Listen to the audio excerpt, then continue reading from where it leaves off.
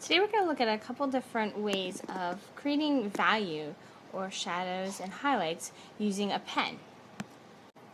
Now here are three different ways plus blending which you can do with the pencil. The top one is called hatching, then we have cross hatching, and the bottom one is stippling.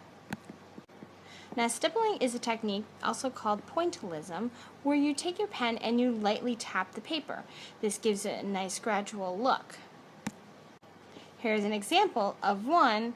Apologize for it's a little blurry, but you can kind of get the idea of how you can take it and make it really soft looking and again really dark in the center. This is a picture of two pandas, and just by using stippling you can get the idea of two pandas almost getting very close to each other. Now the next one has two different versions to them. There's hatching and there's contour hatching. The difference is hatching is straightforward. The lines are normally up and down or side to side. Contour hatching, a little different because it goes around the edge. It shows the curved sides of an object. Here's an example of what a sphere would look like if it was just in regular hatching. This teapot has cross-hatching and some hatching in the background. Now you can tell in this example of this mini still life that the hatching, there's quite a bit. You can definitely tell all the details in this picture. Although there's not a lot of lines here, the contour hatching and the regular hatching do show a lot in this picture. It shows that the legs have a curvedness to it, and the background with the bricks has a straight feeling to them.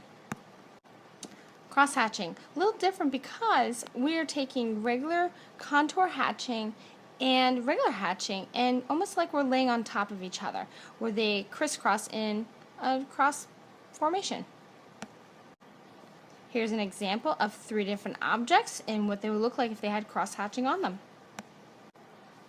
Now cross-hatching can be mixed together with regular hatching and contour hatching. It doesn't have to be on top of each other all over. As you can see in this picture, they have a lot of different things going on, and it kind of like you can use both at the same time to develop your picture. Now here's the last example. As you can see, you don't have to add a lot in order to really show a three-dimensional objects. Now the next section of the video is going to go over the rest of your packet and it's going to show you how to create stippling and hatching and cross-hatching.